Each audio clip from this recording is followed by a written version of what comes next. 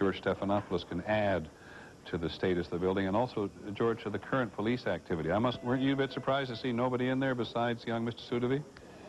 Nobody at all. It really was surprising, although it did accord with what we had heard earlier, Peter, and now we've just heard from one of our reporters, Lucy Kerrigan, who's gotten quite close, that the police are actually pulling back from the scene right now. The police and other rescue personnel are pulling back from the scene because they're concerned about two things.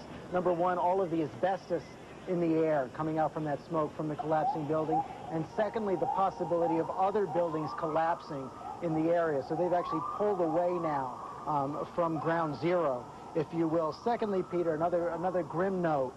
We have now heard that Chelsea Piers, which is a large, several-block-long athletic complex over here on the west side at 17th Street and 11th Avenue, has now been turned into a temporary hospital and morgue here in Manhattan. It's the first temporary hospital and morgue that's been set up. There are now 30 ambulances operating out of there, and that will be one of the major sites here on the Lower West Side. Thanks very much, George. Actually, we're now looking at some more footage that Kevin Sutavee's taking. Kevin, just tell us where this is. What is this? This is on the West End Highway, and I can't remember the other street. You can't tell this. You really can't tell, but it's right there where the South Tower was, where the Marriott was. The Marriott Hotel, yeah. The Marriott Hotel headquarters there, and you're still focused very much on the trade towers itself. Right? Yeah, and on the rubble, it's just amazing. The cars, the ambulances, they're all crushed. Lights are still going. Horns are still being, are still blowing. Did you pick up there was some sense of activity here, that there was some sense of purpose, or just people overwhelmed by what had happened? You mean the fire department? Fire department, the police, There's nothing they could do. They said that there were already 200 firemen dead. They were just, it was futile. They said it's bigger than there's not enough people. There's just a handful of people there. Because so many firemen were working to get other people out when this actually happened. I mean, you need an army of people to and of course, the city will have an army of people before long because the National Guard is coming in. It's very interesting what the mayor said some time ago. He said people need relief, desperately want relief. At the same time, they don't want relief because they don't want to leave the job they are doing because in many cases they are looking for and or supporting their friends and the colleagues.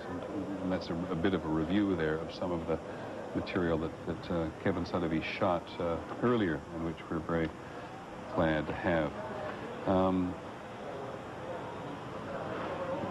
just looking at one more report from our foreign desk here this morning that a KAL plane, Chuck Lustig, a KAL plane, KAL, you mean the Korean Airlines plane? Thanks very much. A Korean Airlines plane was forced down by U.S. and Canadian forces over White Horse Bay in Canada earlier today. The Canadian television reports that forces on the ground stormed the plane, and we have no other details at this time, but there's another aberrant incident today happening in Canada. U.S. military throughout the world, we've said before, are on the highest state of alert. So from what's spread out from here has just been quite extraordinary in terms of putting everybody in the world.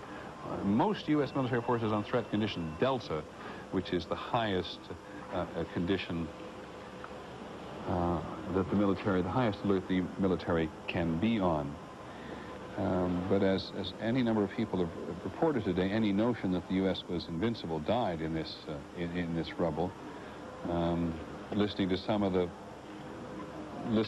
politicians talk today, Senator Chuck Hagel of Nebraska, where the president is at the moment, said America is forever changed, and America's in for a long fight, which I think people in the fight against terrorism understand and have understood for a very long time. But somebody else said this is a huge wake-up call for the United States. Both former Secretary of State Baker and I think the former director of the CIA said that there was just not enough human intelligence on behalf of the United States in these organizations and cells around the world.